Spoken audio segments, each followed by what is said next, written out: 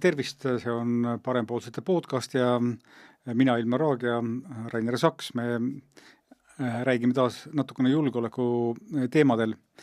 Me ei ole päris hulk aega kohtunud, seetõttu ma arvan, et me võime osaliselt puudutada täpselt samu küsimusi, mis ennem, aga mul on mõte, et me prooviksime metodoloogiliselt äkki mängida saatana advokaati siia vahele. Ehk et me ei esineks ainult iseenda positsioonidelt. Et läbi poole aasta on ka Eesti ajakirjandus kajastanud erinevate lääne luureinstitutsioonide ohuhinnanguid, mis räägivad siis umbes 3 tasandil asjadest. Kõigepealt toimuvad hübriidrünnakud, mis juba toimuvad, seejärel võttes nüüd siis selle Taani hinnangu, et pärast seda, kui on saavutatud mingisugune relvarahu Ukrainas, 6 kuu jooksul on venelased võimelised mingisugust väikest põksu alustama ja siis võtta sinna juurde Saksa või Inglise hinnangud, mis räägivad juba sellest, kuidas ikkagi paari aasta pärast oleks võimalik ka venelaste poolt suurem väljakutse NATO-le. Minu esimene küsimus on see, et millena tuleb neid ohuhinnanguid võtta. Ma küsin seda sellepärast, et minu poole on pöördunud ajakirjanikud, kes ütlevad, et no jah, aga näe, taanlased ütlesid, et 6 kuu pärast algab väikesõda või et näe, sakslased ütlevad, et seal 29 või 30 algab nagu sõda peale. Väga keeruline sellele vastata, sest ma ei näe seda infot, mille põhjal nad selle prognoosi teevad. Ma ei oska sellele küsimusele nii absoluutselt vastata. Väga professionaalselt need prognoosid välja ei näe, ütleme ausalt, selles mõttes, et võib veel hullemaid stsenaariume joonistada. Aga mis puudutab hübriidi, siis minu väide on see, et hübriid on nähtavam sellepärast praegu, et me näeme seda ja teadvustame. Varem me lihtsalt ei teadvustanud seda või ei rääkinud sellest niimoodi, ignoreerisime. Ja pean silmas siin rohkem just Lääne-Euroopat. Et need hübriidrünnakuid on olnud ka varem kui sellisel kujul ja nüüd ta pannakse lihtsalt sellesse konteksti ja ma ikkagi rõhutan, et see infosõda, mis praegu käib, on kõige olulisem sõda just Lääne ja Venemaa vahel ja lääs ei oska pidada infosõda. Eriti institutsionaalselt riigid. Nad täiesti kukuvad läbi selles kogu aeg, permanentselt ja Lääne ajakirjandus täpselt samamoodi. Kuidas see väljendub, see läbikukkumine? Selle tõttu, et nad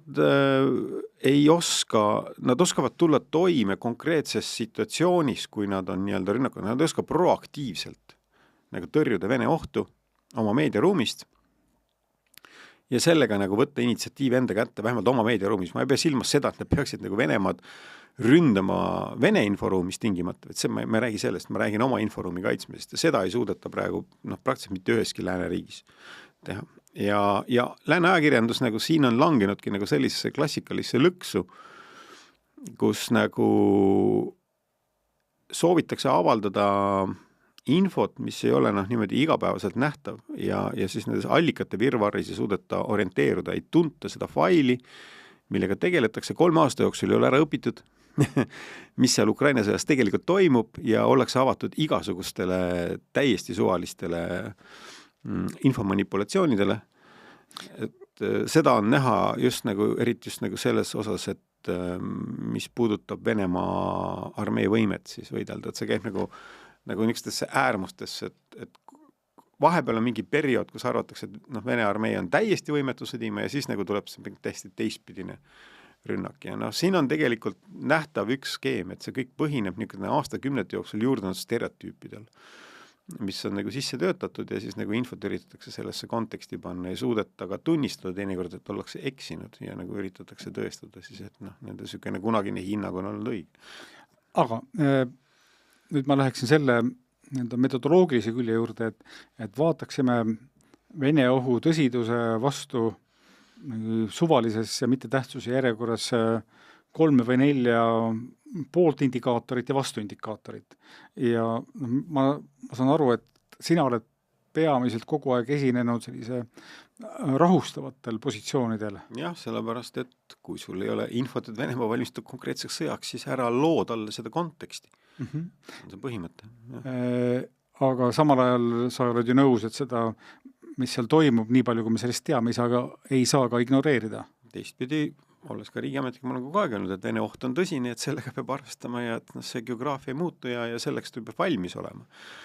Aga siin on jämedad läbikukkumised just kommunikatsioonis, ka nagu see, et kui sa ütled, et Saksamaa näiteks ametnikuna või siis selle julgeoleku eest vastutava mingi tegelasena, poliitikuna, ametnikuna, ja pea olema valmis 29 või 30, ma ei tea, mis seal on siis, 28 mõnikord pakuvad. Ma ei tea, kus nad need aastaarvud võtavad, see on täiesti meelevaldne. Aga sa pead kogu aeg valmis, mis ka praegu valmis olema. Nii, aga võtame siis nagu selles järjekorras, et nimeta siis järjepanu paar argumenti, mis näitavad seda, et see Vene oht on tõsine või reaalne, et see ei ole lõpuni üks bluff ja mull. No Vene ohust on tõsiselt riigiametnikuna, Eesti riigiteenistuse ametnikuna, kes vastutas ka ohuhinnangute eest, vähemalt osaliselt. Aastast 2008 on sellest nagu kõnelenud, et Venemaa nagu on valmis kasutama teatud tingimustel ja teatud juhtumitel sõjalist jõudu. Ja see on nagu lääneriikide kõige suurem läbikukkumine. See heidutuspoliitika ei ole toiminud, eks, et see 22 alanud sõda näitab, et see heidutuspoliitika kukkus läbi. Sellest okei, jah, me saame aru, et sellisel kujul, nad on loonud pretsedendi ja me näeme, et kuna pretsedent on olemas, siis see võib jätkuda. Ja see on nagu pikk traagiline lugu, eks ju, aga et ühtepidi vale arvestused, eelkõige Venemaa poolel, kõik see on õige, aga heidutus ikkagi siis kukkus läbi järelikult, sest heidutus pidi ära hoidma mitte ainult sõja Euroopa Liidu ja NATO riikide vastu, vaid ka piiridele üldse, kui vaadata need Euroopa Liidu naabruspoliitikad on olnud ebaõnnestunud, ükskõik kas ta on idanaabrus, lõunanaabrus, eks ju, et nad ei ole toiminud, järelikult on midagi väga valesti nagu selles, mida need Euroopa riigid teevad, aga ei lähe praegu siin sellesse analüüsi sügavalt. Nii et selles mõttes on see Vene, ütleme, sõjaline oht on kindlasti võrreldes 2000. aastate algusega on nagu pidevalt graduaalselt nagu kasvanud.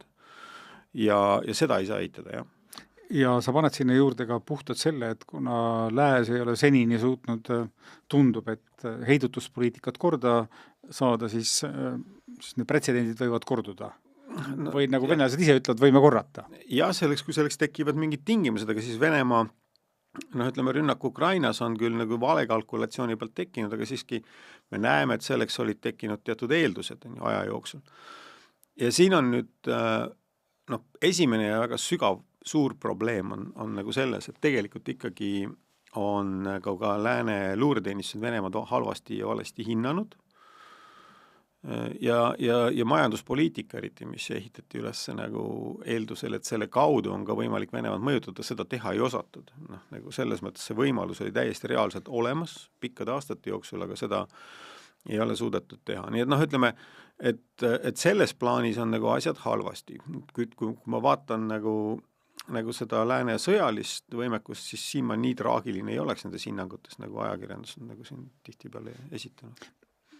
Selle heidutuse läbikukkumise suhtes ma tooksin ainult ühe näite veel, mis mind on pannud mõtlema, ehkki ma võib-olla inimlikult saan aru sellest eksimuse kohast, ja see oli see, kui 21. aasta detsembris Ukrainas võeti vastu 22. aasta riigieelarve, kus konkreetselt Kaitseministeeriumi osa oli 3,5% ja see tõusis napilt 11% võrreldes eelmise aasta eelarvega. Ehkki selleks hetkeks oli Ukraina enda luure öelnud, et tõenäoliselt sõda algab jaanuaris-veebruaris, lääne oli samamoodi öelnud, aga riigina tol hetkel otsustati, et seda üldist kaitsevalmidust ei tõsteta. Nojah, see on nüüd nagu niisugune Ukraina konkreetne taktika ja tegevus nagu selles olukorras ja ma ikkagi väidan, et nad olid teadlikud sellest, et see sõjaline oht on ikkagi väga suur, aga tõepoolest võib-olla nad ei uskunud seal kuni veebruarikuu keskpaigani, et niisugune reaalne rünnak mingil hetkel tuleb aga see ei oma nagu kõige suuremat tähtsust antud hetkel. Okei. Mina ise ütlen, et üks olulisemaid argumente, mis sunnib meid vaatama selle Vene ohu tõsidust, on ikkagi riigi juhtivate tegelaste, poliitikute välja öeldud agressiivsed mõtteavaldused, mis sisuliselt näitab, et ma tahaks ütelda, et ka see sõda tegelikult on tõmmanud ära mõned viisakuse kattevarjud ja selle võrra on muutunud lubatavaks tugevamate väljenduste lubamine, aga ka see idee või mida taas ja taas üles tõstetakse sellest, kuidas NATO peab taganema 97. aasta piirideni ja seejärel siis ütleme Surkovi mõtted sellest, et laienemine, see on impeeriumi loomulik olemus ja üht-teist muud sinna juurde, siis Karaganov, kes ei ole veel surnud, vaid täiesti elav, endiselt kordab üle seda, mida tema doktriinis räägitakse, sellest, kuidas kokkuvõttes kaasmaalaste kaitsmiseks lõpuks on ka tuumaähvardus täiesti lubatud ja sinna juurde jutt ka sellest, et Venemaa on ära valitud rahvas ja tal on õigus seda teha. Ühesõnaga, ma tahan öelda, et tegelikult see ideoloogiline mull, mis on suunatud agressiivsele poliitikale, see on järjest nähtavamal kohal, sest kui ta ennem oli pigem Solovjovi või nende telepropagandistide teemal, siis nüüd on ta rohkem nihkunud ka päris juhtivate poliitikute sõnavarasse. Nojah, eks sõda on 3 aastat käinud ja järjest vähem on kaotada. See on selles mõttes on kindlasti see ideoloogiline fraseoloogia on tõepoolest nagu käib nagu siia-sinna oma sellises amplituudis, temperatuuris ja milles iganes sa võid seda mõõta, aga seda ei tasu mõõta ja üritada seda siis kuidagi kvantifitseerida ja siis omakorda ja siis seda kvaliteeti nagu hinnata. See ei ole nagu seotud sellega, et Venemaa kuidagi mingiks kindlaks aastaks üritaks alustada sõda lääneriikidega. Seda ma ei seostaks niimoodi. Okei, selle juurde me jõuame nüüd, et mis on need vastuargumendid. Teise argumendina ma kahtlemata tooksin välja selle, et praegune trend näitab meile ju seda, et pigem USA järk-järgult vähendab oma seotust kogu selle probleemiga ja üleüldse Euroopaga, ehkki hea meelega nad on valmis müüma Euroopale relvi, aga tervikuna nad tahaksid sealt välja tõmmata ja ehk siis Vaiksel ookeanil selle võrra tugevamalt olla seotud, ehkki jällegi veel kord Trump oma isolatsionismi poliitikas ju pigem keskenduks üleüldse ainult Ameerikale. No mis see tähendab? See tähendab seda, et nagu nii Ameerika peaks keskenduma Ameerikale eelkõige. No seda küll, aga ma mõtlen seda, et kui traditsiooniliselt Ameerika nägi, et tema suurus on tema liitlaste heaolu summa, mille võrra kahtlen selles. Nagu maailma majanduse ruumid on talle avatumad ja ta on rohkem võimeline dikteerima, siis ka tegelikult ju ka Vaiksest ookeanist on ta andnud signaale, et mis see nagu Taiwani teema konkreetselt Ameerikale ei tähendaks kuigi palju, kui Taiwan saaks uuesti Hiina osaks. Me ei saa nendele küsimustele nii selgelt vastata, sellepärast, et Trump erineb oma teistest eelkäijatest, kuigi ta on juba olnud president. Oma eelkõige ilmselgelt liiks sagedase meedias esinemise tõttu ja iga päev väljendades selgelt oma meeleolusid, tujusid ja tegelikult me näeme, et ta isegi ei ürita seda realiseerida nagu igas elemendis oma poliitikas ja jätame selle kõik kõrval. Mina olen selles mõttes natukene hämmingus, et seda Trumpi nagu üritatakse seostada nagu mingi totaalse poliitika muutusega Ameerikas. Minu arust see trend on seal ikkagi juba väga ammu tekkinud, juba Bill Clintoni ajal. Ja tegelikult hoopis teistpidi tuleks seda asja lugeda. Me praegu ei näe, et Ameerika oleks astunud mitte ühtegi sammu, et Euroopas oma kohalolekut vähendada. Seda teeks mingit konkreetset plaani, oleks andnud mingid korraldused, eks ju, seda kõik ei ole. Hea küll. Võib-olla seda plaanitakse ja ma arvan, et see pigem tuleb. Jaa, tõepoolest ühel hetkel, aga see tuleks just kõik, kes oleks Ameerika Ühendriikide president, sõltumata Donald Trumpist või kellestki teisest. Sest seda etteheidet Euroopal on tehtud juba vähemalt viimased 20 aastat. Ja seda tuleb lugeda teistpidi. Ei, aga ma olen sinuga nõus, et see ei ole kindlasti seotud ainult Trumpiga, kas või sellepärast, et see pööre Vaikse ookeanis on ju Obama-aegne ja see ei ole üldse ka seotud ainult Vaikse ookeaniga, vaid see on ka seotud sellega, et kas me saame pidada seda normaalseks, kui oletagem, et külmsõda lõppes, eks ju, 30 aastat tagasi, mitte oletame, et külmsõda lõppes 30 aastat tagasi, aga oletame, mis ikka külmsõda ei oleks lõppenud, siis USA võttis teatud kohustused Nõukogude Liidu vastukaalu ehitamiseks Euroopas, eks ju, võttis need vabatahtlikult suhteliselt ja mingisugune niisugune üldine kokkulepe ja seni, kui Euroopa tõuseb jalule, on võimeline ise sealt end kaitsma, tegelikult on kogu aeg algusest peale see retoorika. Aga nüüd suures pildis, kui USA kulutab Euroopa riikidest palju rohkem kaitse-eelarvele ja selle arvelt siis kaitseb ka Euroopat, siis mina ütleks niimoodi, et see ei saa kesta igavesti, see ei ole võimalik. See on täpselt nii, nagu Eestil ei saa olla maksuvabat airpoliisingut aegade lõpuni, et varem või hiljem tuleb hakata sellest maksma, see lihtsalt ei ole võimalik sellisel kujul niimoodi. Või siis peab olema mingi selge arusaam, mida Eesti selle eest nagu vastu siis nagu pakub, ütleme siis niimoodi väga viisakalt. Aga nüüd Euroopa kaitsmise puhul minu arust on 2 olulist kihti. Üks on see, et USA konventsionaalne armee ei saa jääda sellisel kujul nagu see, pikaks ajaks Euroopasse see tulevik. See ei ole võimalik. See eriti kui kaubandussuhetes ei ole läbi räägitud selgust, siis on see võimatu. Natuke teine asi on tuumaheidutusega, sest tuumaheidutusel on seal veel üks külg, on see, et see USA tagab tuumaheidutuse Euroopas ka selle tõttu, et vältida tuumarelva levikut. Seal on ka nagu selline põhjus on tegelikult täiesti selgelt olemas. Nii et see on natukene teine teema.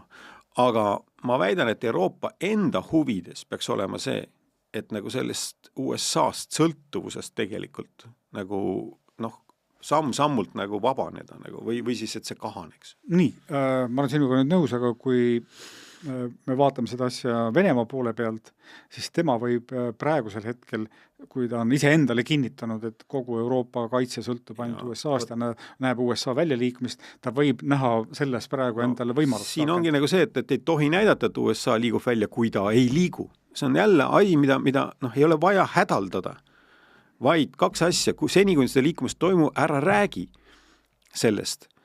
Ja teine, siis sa pead tegema kõik selleks, et see kaitse ei nõrgeneks, eks. Sa pead oma panust tõstma. 2 asja, mida tuleb kogu aeg teha ja siis see heidutus töötab. Ja ma väidangi, et nüüd tegelikult see, mis on tegelikult täiesti jabur väide, väike sõda NATO vastu, olukorras, kus tuumaheidutus peaks tagama, nagu vältima üldse igasuguse kokkupõrke. Seni, kuni Venemaa usub sellesse tuumaheidutusse, seda väikest sõda ei ole võimalik pidada. Seda võimalik pidada ainult siis, kui NATO riigid tegelikult, ja sellest rääkimine juba sellisel kujul on väga rumal. See nagu annabki nagu Venemaale mingi konteksti nagu üldse seda teemat niimoodi käsitleda. Venemaa muide ei ole sellist teemat mitte kordagi nagu sellisel kujul tõstatanud. Nii et selle koha pealt on tegemist väga rumala ja väga kontraproduktiivse kommunikatsiooniga, mida harrastatakse. Kas meie saame seda kuidagi parandada? No alati saab parandada, aga tegelikult esimene asi, mida oleks vaja teha, oleks vaja siis leppida päris ohuhinnangus kokku NATO liikmesmaade vahel, sest NATOs on ju olemas Joint Threat Assessment, kokku lepitud ohuhinnang, millest lähtuma peaks kogu tegevus, kaitseplaneerimine ja sinna juurde käib kommunikatsioon. Kui see on nii drastiliselt muutunud, siis palun leppige see omavahel kokku, leppige kokku, mis on see üldine kommunikatsiooni raamistik, seal sees igaüks võib muidugi rääkida oma spetsiifilisi asju, ma ei taha öelda, et kõik pead kordama samu nüridavõitu jutupunkte, aga ei tohi olla sellist lahmimist, nagu et üks räägib üht, teine teist ja siis nagu tekib paratamatult nagu selline kaos inforuumis ja see võimaldab teisele poolele hakata nagu seda ära kasutada. Mulle tundub, et siinkohal sa esindad ka sellist nagu ideaalnägemust, kuidas see asi võib olla, sest me ju reaalselt teame, et pikka aega nii oli. Pikka aega nii oli, aga nüüd mõnda aega on ka NATO sees ikkagi tekkinud oma fraktsioonid või klannid, kes üksteisega ei ole lõpuni nõus või ei saa üksteisest lõpuni aru. No see on alati nii olnud teatud ulatuses, aga ka terrorismivastases võitluses oli ju selgelt nagu probleeme. Mingil hetkel X hakkas Türgi seal protestima teatud käsitluste vastu. On ka teiste riikide puhul olnud sellised natukene lahkarvamusi, aga lepitakse kokku ja siis jäädakse nagu selle kokkulepitu juurde. Üldiselt teistmoodi see NATO toimida ei saa. See, et nüüd siin räägitakse, et sõda algab 1., 2., 3. aastal, see nüüd pigem läheb nagu sellisesse konkreetse riigi nagu konteksti ja küsimus on, miks nagu seda pläranu ei ajada niimoodi. Aga antud juhul nagu, ütleme niimoodi, et USA ei ole teinud mitte ühtegi avaldust, et ta kavatseks Euroopa kaitset nõrgestada. Järelikult ei ole vaja sellest rääkida kui juhtunud asjast. See on tegelikult viga, mida tehakse. Ilmselt või kindlast kavatsusest või kindlast plaanist. Teatud viisil ilmselt sulle vaieldaks natukene vastu, kui võtta erinevate nende juhtivate poliitikud alates Marco Rubiost, J.D. Vance'ist ja nii edasi, kes ei ole kordagi öelnud, et nad kavatsevad NATO-t nõrgestada või aga nad on öelnud asju, mida on võimalik olnud ka niimoodi tõlgendada, nad on sest me tahame millegipärast seda tõlgendada, see on tegelikult valdavalt meilt endilt tulnud. Jah, niimoodi. Mul on ka veel 2 argumenti, mis ütleksid, et asi on tõsine. Üks nendest on siis see, et kui Euroopa on alustanud oma taasrelvastumist, siis me oleme praegu selles kohas, kus need masinad või hanked või võimalikud eelarve tõstmised on plaanis, aga need ei ole veel teostunud. Et hetkel me ei ole kaugeltki sellel tasemel, kuhu Euroopa sooviks jõuda mõne aasta pärast. Ma väidan, et Euroopa ei alusta nullist seda tsüklit. Pigem on nagu küsimus, et et kui palju oleks see valmis ennast nagu ladudesse relvastama ja koguma, aga Euroopa armeed on siiski ka hetkel täiesti võitlusvõimelised, nad ei ole nagu võitlusvõimetud armeed. Nüüd siis see teema, mida on kõige rohkem sellise ohuindikaatorina välja toodud, see on siis Vene tööstuse taastootmise määr, et nad ütlevad, et see on et mõnes lõikes on venelased saavutanud parema taseme, kui oli ennem ja see on seotud ka sellega, et sõja iseloom on muutunud, et vaevalt, et Venemaa enam kunagi oma võimsuse rajab tankiarmeele. Pigem me ikkagi praegu näeme, et see on kombinatsioon erinevatest rakettidest ja droonidest. See on väga keeruline küsimus, aga väga tõsine teema muidugi ja mind häirib nagu see, et räägitakse väga abstraktselt ja üldiselt nagu Venemaa kaitsetööstused, aga tegelikult mitte keegi ei tea täpselt. Economist kordab nagu väike laps, et Venemaa toodab 1400 ballistilist raketti aastas. Mitte keegi mitte kunagi ei ole arvanud ligi lähedseltki, et selline tootmisvõimsus Venemaal oleks ja nüüd pole mitte mingisuguseid andmeid, et ta sõja oleks suutnud rajada mingid uued tootmisettevõtted või et tekib küsimus, kust kohast niisugused numbrid tekivad, eks. Aga jätame, see on nagu üks näide niisugusest vähe konkreetsemast arvust, millega aga üldiselt räägitakse väga abstraktselt. Mitte mingisugust tegelikult korralikku luureinfot lääneriikidel selle kohta ei ole, kui palju Venemaa sõjatööstus tegelikult midagi toodab, need kõik on väga niisugused hinnangulised ja peamiselt põhinevad Venemaa avalikel dokumendid. Mis on Venemaa avalikud dokumendid? See on nii-öelda see venekeelse on kozakkas, eks ju, riiklik tellimus. Mis väljendub pealegi rublades ja ei väljenda tegelikult üldse selle toodangu nagu tegelikult nii-öelda siis ühikuid või ta on nagu selles mõttes, selle põhjal tehakse niisugused hinnanguid. See ei tähenda, et nii palju toodetakse. See on üks asi. Aga millega tuleb nõustuda on see, et ega see olukord ei ole siis nagu selles mõttes nagu kuidagi lihtne. Ja ühes elemendis on kahtlemata Venemaa sõjatööstus suutnud rajada midagi täiesti uut ja see on see ründedroonide ja mingis osas ka nüüd mingid uued õhutõrje elemendid, kuigi õhutõrjega on Venemaa väga suures hädas jätkuvalt. Seda on näha, ma väidan, see riik ei saa pidada suurt sõda sellise õhutõrjega, nagu neil praegu on. See muutuks katastroofiks väga kiiresti. Aga droonide osas on tõepoolest olukord vist selline, et lääneriigid, ma ei tea, kas nad nüüd on ärganud või ärkamas või siin ei ole küsimus minu arvates sellest tootmises kui säärases, vaid võimes seda droonide, ma ei oskalda siis sõjapidamismeetodit siis implementeerida oma vägede toimimisse, eks ju, või käsuliindesse kõigesse väljaõppesse, kuhu iganes. See puudub. Ja sellega ma ei tea, kas mõni NATO riigiarmee üldse on alustanud, kuigi USA-l on droonivõime kindlasti maailmas kõige esimesena tekkinud üldse, aga mitte sellisel nii-öelda taktikalisel tasandil, vaid nemad on kasutanud seda strateegilisel tasandil tegevuseks ja sealt tegelikult on kogu see drooni tehnoloogia ju tegelikult pärit, ega ta siis ikkagi tuleb nagu sellest USA kaitsetööstusest algselt. Aga eesmärgid on teised. Meie probleem on kahtlemata see, mida ma Eesti puhul ütleksin, et meil on olemas inimesed, kes teavad täpselt, mismoodi Ukrainasse droonide sõda käib, aga ka tellimused või riigihanked, mis on välja kuulutatud, on sellised, mis määrivad selle raha sujuvalt umbes 7 aasta peale nagu erinevatel hinnangutel. See tähendaks seda, et 1 aasta mõõtes oleks meil nibin-nabin 1 kuu kuni poole aasta jagu droone siis olemas, mis võib-olla on piisav. Kas neid kasutada osatakse? See on teine pool. See on tegelikult olulisem pool. Sest droone on võimalik ka mujalt osta. Me hädakorral ka kiiresti tuua, me näeme seda, et see kõik on tehtav. Aga kui sa ei oska neid kasutada, pole sest kasu.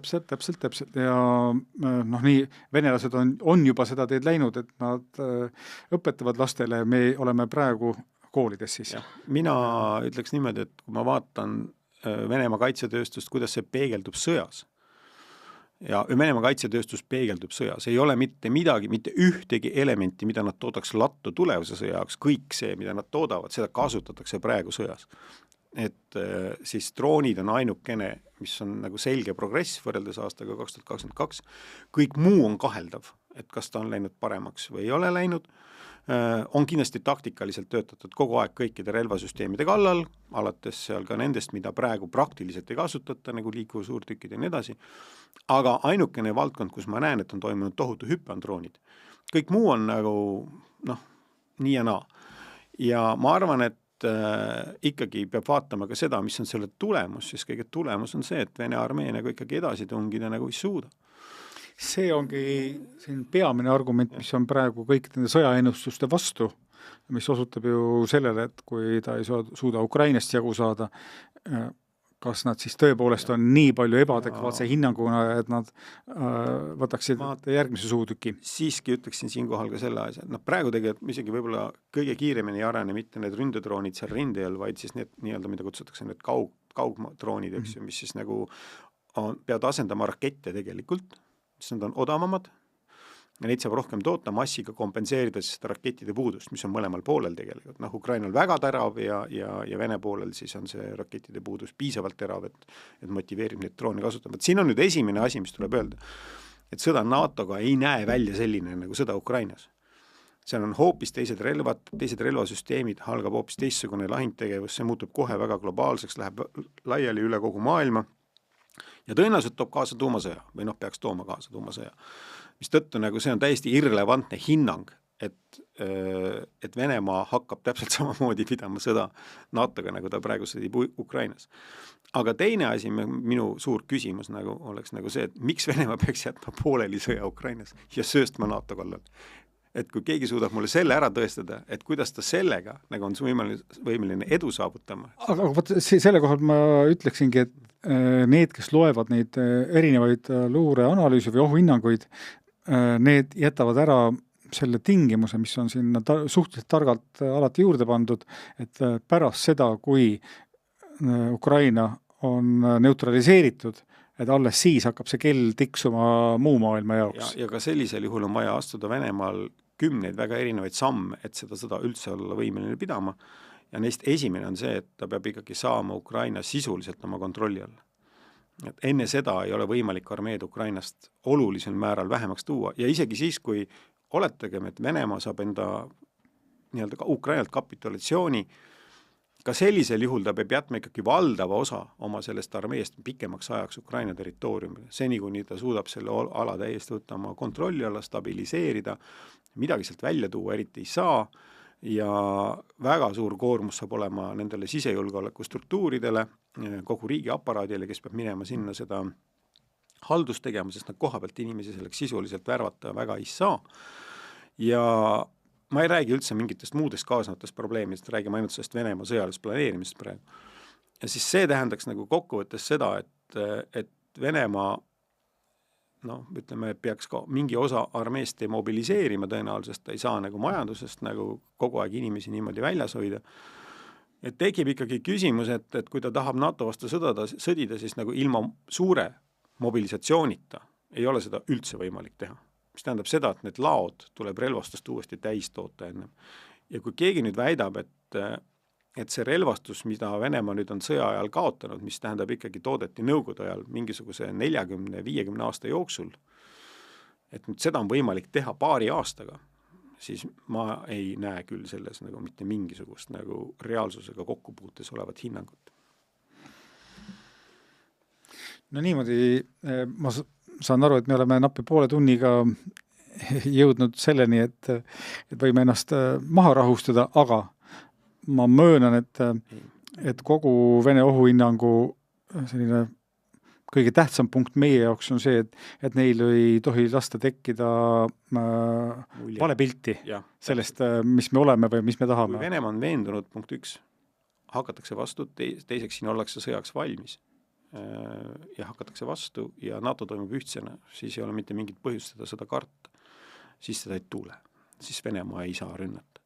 Aga kui me ise loome selleks eeldused, siis jah, on teine olukord. Kui NATO laguneb või kui Eesti sealt välja kukub, palun väga, siis on üks asi, Euroopa Liit laguneb või Eesti sealt välja kukub, jällegi täiesti teistsugune olukord.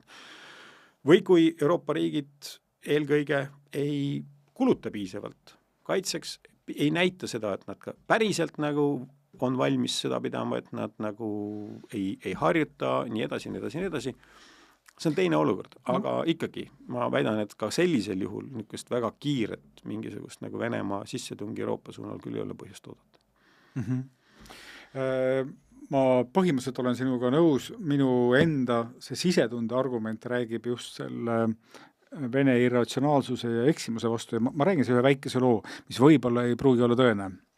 Ehk et kui me meenutame seda, kuidas möödus pool aastat enne nüüd selle viimase täiemahulise sõja algust, siis kõigepealt septembris käis Zelenski Bideniga kohtumas Washingtonis. Vahepeal oli olnud suur pahandus teemal, et kas ta aitab tegelikult siiski Trumpi seoses Bideni poja uurimiskaasustega ja põhimõtteliselt see tüli klatiti ära, aga Biden väga demonstratiivselt läks kõrvale kõikidest küsimustest, et kas Ukrainal oleks NATO perspektiiv või mitte. Et Ukraina ajalehed tol korral kirjutasid, et Ameerika ütles selgelt ära, et Ukraina ei saa NATOsse ja ainuke toetus, mis tol hetkel tuli, oli 60 miljoni eest sõjalist abi, mis läks peamiselt Javelinidesse, 60 miljonit nüüd hilisemas kontekstis on mitte midagi, absoluutselt mitte midagi. Ja samal ajal siis öeldakse kõikide Euroopa riigipeade poolt Zelenskile, et jumala eest ära sa mitte mingil moel provotseeri, hoia nii madalat... Tegelikult anti mõista ära vastu hakka. Ära vastu hakka, just nimelt. Ja nüüd on siis see pool, millest ei ole palju räägitud, väidetavalt siis Zelenski administratsiooni alt hakati venelastega kohe läbirääkimisi pidama. Ja jõuti ka veebruaris kokkuleppele, kus Ukraina oli valmis välja tulema avaldusega, et ta loobub igaveseks oma NATO nendest soovidest, aga selleks hetkeks oli sees venelastel juba territoriaalsed nõudmised Donbassi kohta. Ja kui Putini juurde siis mindi selle asjaga, et põhimõtteliselt me saime, mis me tahtsime, siis ta ütles, et see nagu maismaaühendus Krimmiga, see ikka ka ja sellega ei olnud ukrainlased nõus ja siis sõda läks lahti. Ja ma olen sellega päri, et nagu arvata, et nüüd Ukraina suhelnud Venemaaga on täiesti vale ja minu arvates on ka, absoluutselt ei tohi propageerida seda, et Venemaa presidendiga ei tuleks nagu rääkida, et vastupidi, aga tuleb rääkida õigeid asju ja otse. Siis on sellel mingi mõju. Kui ei räägi, siis ei ole üldse mitte mingit mõju. Ja siis ei olegi nagu võimalik mitte kuidagi nagu Venemaad nagu mingilgi moel nagu... Selle loo moraal tegelikult on kusagil selles, et kui sõda on poliitika jätkamine teiste vahenditega ja kui nad on endale pähe võtnud mingisuguseid asju... See probleem on hoopis teine. On see, et küsimus on siis, aga miks nad ei rünnanud 2014-15, kui lääneriigid ka absoluutselt taandusid nagu, ja manitsesid Ukrainat mitte jumala eest, mitte sõda alustama või vastu hakkama või seal käis täpselt samasugune manitsemine. Ja tõlgendasid kogu olukorda hästi, miks nad siis ei rünnanud sõjaliselt. Aga ma väidan, et ikkagi see probleem on seotud sellega, et Venemaa hindas lihtsalt 2014, et tal pole piisavalt jõudu, riskid on suured, aga 22 millegi pärast arvas, et sõjaliselt on võimalik see asi kiiremini lahendada kui läbirääkimistel, kuigi ma väidan täpselt samamoodi, et ma olen selles kindel, et need läbirääkimised olid Venemaale väga soodsad sel hetkel. Ja see põhipõhjus on ikkagi selles, et Venemaa presidendile oli see tekkinud mulje, et punkt 1, et Ukraina tõepoolest ei hakka vastu. Selles ma olen täiesti kindel, et seda nad uskusid. See on probleem. Ja teine on see, et ta oli veendunud, peale kohtumist USA presidendiga, et USA ei hakka toetama. Et ei ole võimeline. See administratsioon ei ole võimeline Ukrainat toetama. Aga ma ütlen küll siia juurde siis ainult selle pisikese detaili, et väidetavalt see, mis Putinit julgustas, oli nüüd FSB väited, kes ütlesid, et nende agentuuri töö on lihtsalt niivõrd efektiivselt tehtud, et kõik suuremad oblastikeskused sisuliselt on mõjuagendid juba selle valmis võimu üle võtma, et tuleb lihtsalt masinatega sisse sõita ja toimub Praha 68.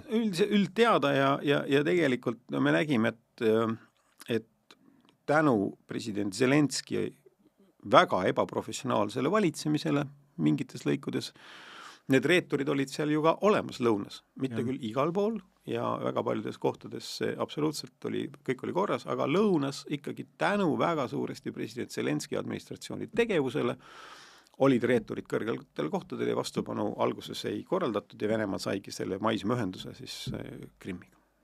Nii, aga me saime aru, et Ukrainas oli nii ja me oleme seni veel ikkagi suhteliselt kindlad, et Eestiga läheb meil teisiti ja sellega me täna oma podcasti lõpetame, aga sündmused võivad areneda sel suvel taas kiiresti, nii et me tuleme tagasi.